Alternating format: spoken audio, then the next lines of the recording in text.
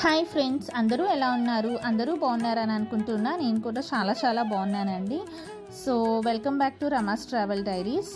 So మన Rama's travel డైరీస్లో చాలా days తర్వాత ఇంకొక ట్రిప్ అయితే వెళ్తున్నాను అనమాట. అదే ద్వారకా తిరుమల.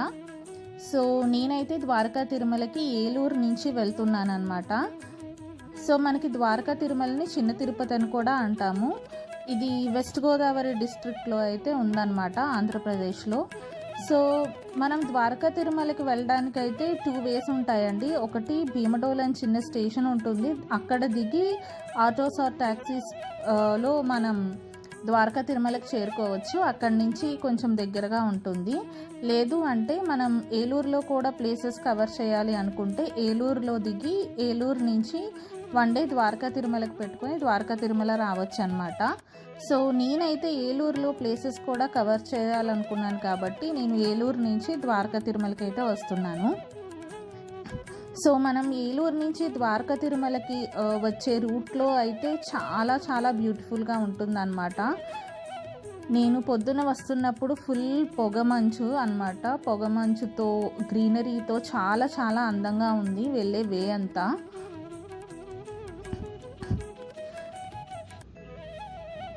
సో ఇప్పటి వరకు మన వీడియోస్ నచ్చిన వాళ్ళు, మన వీడియోస్ చూస్తున్న వాళ్ళు ఇంకా ఎవరైనా సబ్స్క్రైబ్ చేసుకోలేదు అంటే ప్లీజ్ సబ్స్క్రైబ్ చేసుకోండి.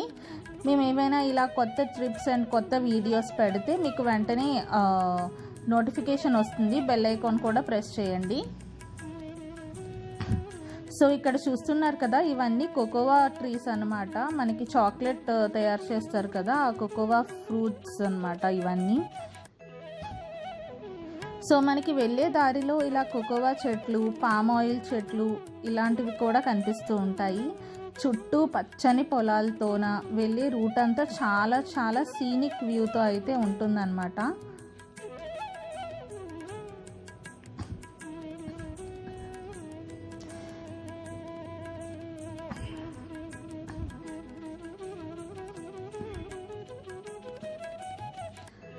సో మేము ఇలా ద్వారకా తిరుమలకి అయితే ఆర్చ్ దగ్గరికి అయితే వచ్చేసాము. సో ఇక్కడ చూస్తున్నారు కదండి, ఈ ఆర్చ్ క్రాస్ చేసి లోపలికి వెళ్తే ఇంకొంచెం దూరం వెళ్ళాక ఇంకొక ఆర్చ్ కూడా ఉంటుంది.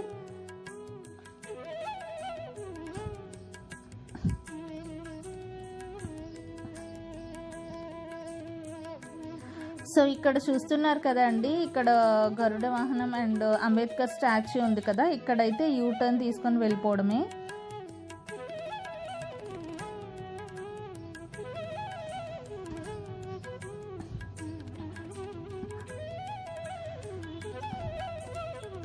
సో ద్వారకా తిరుమల అని చిన్న తిరుపతి అని కూడా అంటారండి.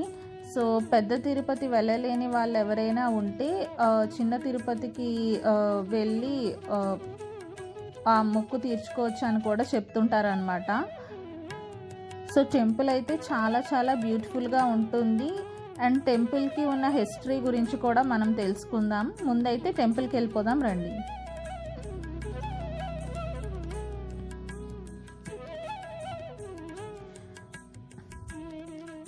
సో ఇక్కడ చూస్తున్నారు కదండి, మనం మోస్ట్లీ దగ్గరకు వచ్చేసాం టెంపుల్కి. సో ఇక్కడ చూస్తున్నారు కదండి, ఇదే ద్వారకా తిరుమల టెంపుల్ అన్నమాట. మనకి స్టార్టింగ్లో ఇలా 2 గోపురాలది కనిపిస్తుంది. 2 గోపురాలు కనిపిస్తే మనకి స్టార్టింగ్లో ఇక్కడి నుంచి లోపలికి వెళ్ళాలన్నమాట.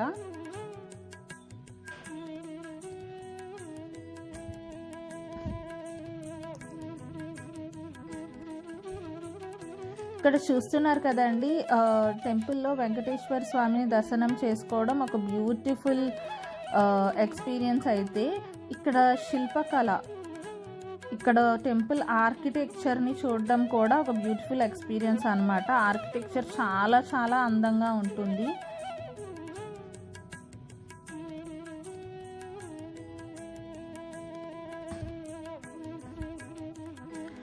సో ద్వారకా తిరుమల టెంపుల్ చరిత్రకు వచ్చేసరికి ద్వారకా మహాముని ఒక చీమల పుట్టలో నుంచి ఈ స్వామిని వెలికి తీశారు అని చెప్తూ ఉంటారు. సో అందువల్ల టెంపుల్లో మనకి పూజలు అర్చనలు చేస్తారు, కానీ టెంపుల్ లోపల కొబ్బరి నీళ్ళతో కానీ మరి వేటితో అయినా కానీ అభిషేకం మాత్రం చెయ్యరన్నమాట.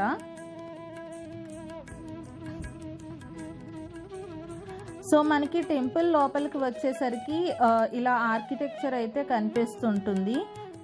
మేము వచ్చేసరికి ఇక్కడ ఇది పెళ్ళిళ్ళ సీజన్ కాబట్టి చాలా మ్యారేజెస్ అయితే జరుగుతూ ఉన్నాయి. అండ్ ద్వారకా తిరుమలలో మనకి స్వామివారి కళ్యాణం కూడా చేస్తారండి. చాలా చాలా బాగా చేస్తారనమాట. మీరు ఎవరైనా ద్వారకా తిరుమల వచ్చినట్లయితే కళ్యాణం చేయించుకోండి, చాలా బాగుంటుంది.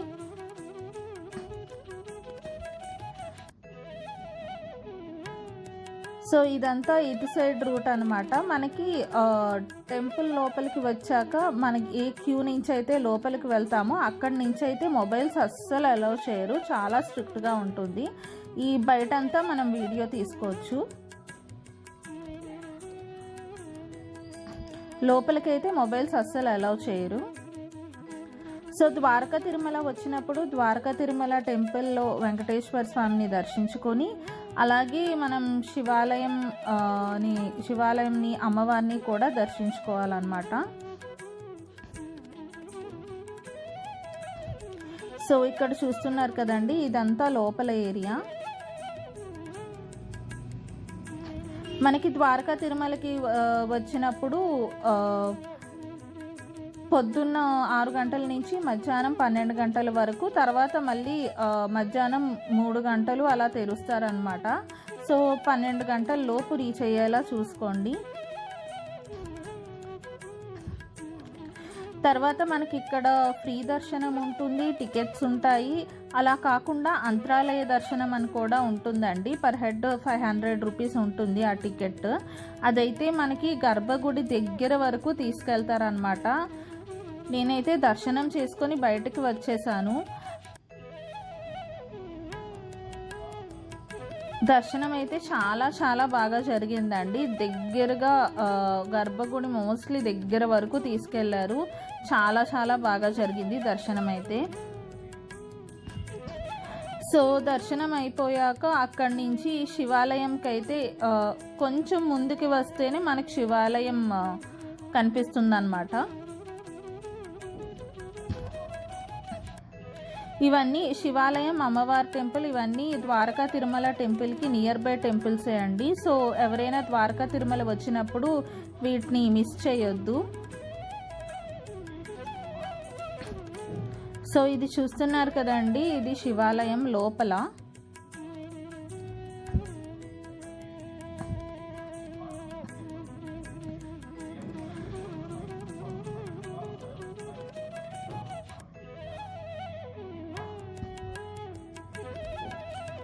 ద్వారకా తిరుమల మరియు ఏలూరు జిల్లాలు మొత్తం గోదావరి జిల్లాలోకి వస్తుంది కదండి. సో ఎక్కడైనా మనకి కొబ్బరి చెట్లు, పచ్చని పొలాలు, గ్రీనరీ అయితే చాలా చాలా కనిపిస్తుంది. సో ఇక్కడ కూడా సేమ్ అన్నమాట. బయట వీడియో తీసుకొచ్చు కానీ లోపలికి మొబైల్స్ అలౌ చేయరు. ఇక్కడ చూస్తున్నారు కదండి, టైమింగ్స్ అయితే ఉన్నాయి.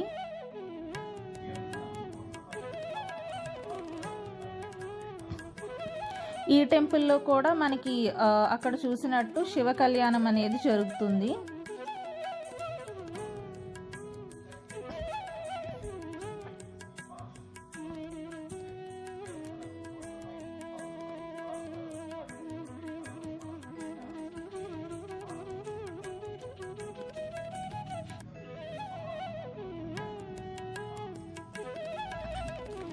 సో ఇక్కడ చూస్తున్నారు కదండి, చుట్టూ ఏరియా అయితే ఇలా ఉంటుంది. లోపలైతే మనకి శివపార్వతుల దర్శనం అయితే ఉంటుంది, కానీ లోపలికైతే మొబైల్స్ అస్సలు అలౌ చేయరు.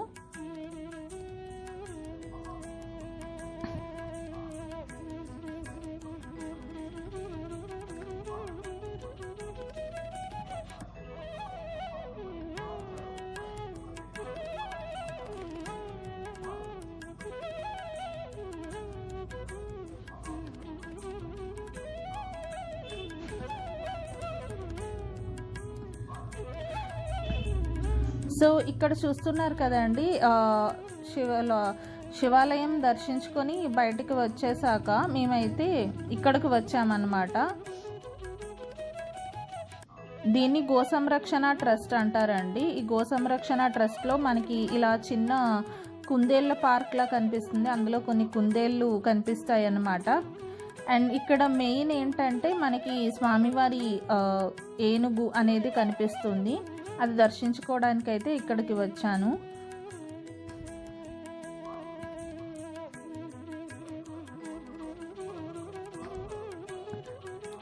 సో ఇక్కడ చూస్తున్నారు కదండి, ఇక్కడైతే ఏనుగు ఉంది కదా, ఈ ఏనుగు పేరు గజలక్ష్మి అన్నమాట.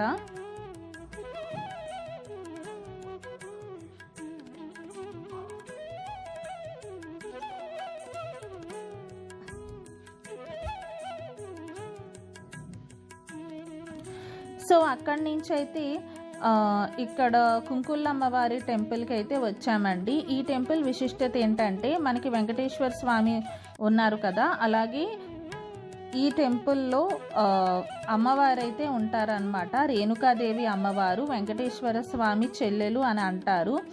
ఈమె కూడా మనకి స్వయంభూ అన్నమాట, స్వయంభూగా వెలిసిన అమ్మవారు.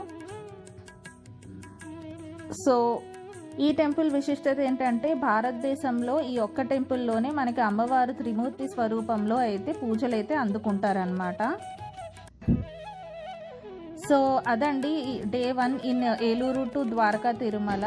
సో డే 2లో మనం ద్వారకా తిరుమల దత్తత తీసుకున్న ఆలయాల వీడియోతో కలుద్దాం. అంతవరకు బాయ్.